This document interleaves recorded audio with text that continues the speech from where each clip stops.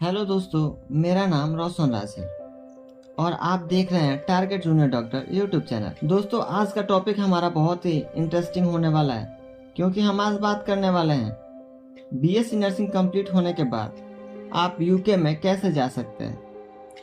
जी हाँ, आप भी बीएससी नर्सिंग कंप्लीट होने के बाद यूके में जा सकते हैं।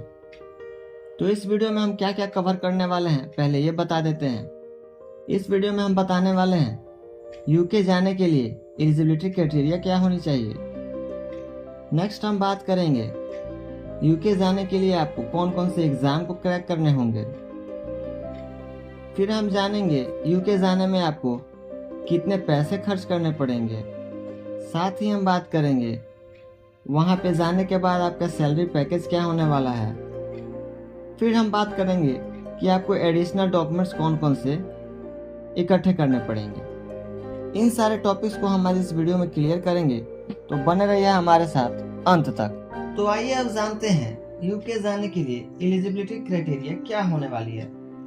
तो ऐसे स्टूडेंट्स जो कि बीएससी नर्सिंग पास आउट है या फिर जीएनएम पास आउट है या फिर वो एमएससी पास आउट है या फिर आप पोस्ट बीएससी नर्सिंग किए हुए हैं, तो आप यूके जाने के लिए एलिजिबल हैं। अगर आपने एएनएम कर रखा है तो आप यूके जाने के लिए एलिजिबल नहीं है। कुछ स्टूडेंट्स के मन में एक क्वेश्चन होता है कि क्या हमारा आईएनसी से अप्रूव्ड कॉलेज नहीं है तो हम यूके जा सकते हैं या नहीं जा सकते। तो आपका अगर कॉलेज या यूनिवर्सिटी आईएनसी से अप्रूव्ड नहीं है तो भी आप यूके जा सकते हैं, लेकिन कंडीशन ये होगा कि आपका कॉलेज या फिर यूनिवर्सिटी किसी न किसी स्टेट नर्सिंग काउंसिल से एफिलिएटेड होना चाहिए।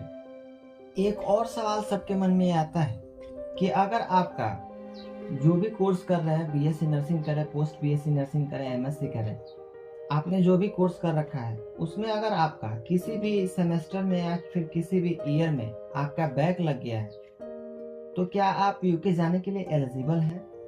जी हाँ, अगर आपका किसी भी ईयर में या फिर किसी भी सेमेस्टर में कितने भी सब्जेक्ट में बैक लगा हो उससे कोई फर्क नहीं पड़ता है, आप यूके जाने के लिए एलिजिबल हैं। अब आइए अगर हम बात करें कि यूके जाने के लिए आपको कौन कौन से एग्जाम क्वालिफाई करने होते हैं, तो उसके लिए आपको 3 एग्जाम क्वालिफाई करने होते हैं। पहला हमारा होता है लैंग्वेज प्रोफिशिएंसी टेस्ट, जिसमें कि आप ओईटी और आइल्स दे सकते हैं। ओईटी में आपको रीडिंग, लिसनिंग, स्पीकिंग और राइटिंग का टेस्ट देना होता है। वैसे ही आइल्स में भी आपको रीडिंग, लिसनिंग, स्पीकिंग और राइटिंग का ही टेस्ट देना होता है, लेकिन ओईटी में आपको रीडिंग, लिसनिंग और स्पीकिंग के लिए बी ग्रेड अर्न करने होते हैं। यानी कि ओईटी में रीडिंग, लिसनिंग और स्पीकिंग के लिए बी ग्रेड ऑब्टेन करने होते हैं, वही राइटिंग के लिए सी प्लस ऑब्टेन करने होते हैं। लेकिन आइल्स में आपको रीडिंग, लिसनिंग और स्पीकिंग के लिए 7 मार्क्स ऑब्टेन करने होते हैं, वही राइटिंग के लिए 6.5 मार्क्स ऑब्टेन करने होते हैं। एक बात और हम आपको बता दें कि यूके में क्लबिंग जो है एक्सेप्टेबल है। क्लबिंग कहने का मतलब है अगर आप पहली बार ओईटी का एग्जाम अटेम्प्ट कर रहे हैं, उसमें अगर आप किसी 2 टेस्ट में फेल हो जाते हैं और अगले बार नेक्स्ट एग्जाम में उन दो टेस्ट में आप पास आउट हो जाते हैं, तो दोनों रिजल्ट को मिला के आप क्वालिफाई कर जाएंगे। और एक खास बात है कि ओईटी का जो रिजल्ट होता है, एक एग्जाम का रिजल्ट 2 साल तक वैलिड रहता है। अब आइए नेक्स्ट जानते हैं कि एग्जाम कौन सा है। नर्सिंग थ्योरेटिकल नॉलेज का एक एग्जाम होता है जिसके लिए आप सीबीटी एग्जाम दे सकते हैं, जो कि बहुत ही इजी एग्जाम है जिसको आप बहुत ही कम समय देकर भी क्वालिफाई कर सकते हैं। नेक्स्ट आता है हमारा ओस्की, जो कि प्रैक्टिकल बेस्ड एग्जाम होता है और ये जो है आपका यूके में ही होता है।